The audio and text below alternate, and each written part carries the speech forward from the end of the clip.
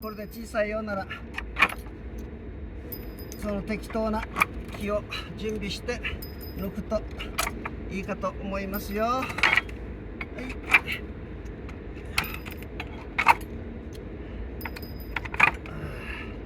これ本色なれそうだね。よいしょ。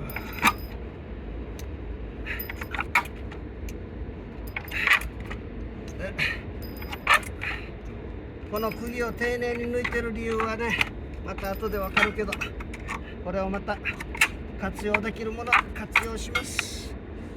はい、よいしょよいしょ。はい、時々こうやって腰も運動しないと大変あるよ。よいしょ。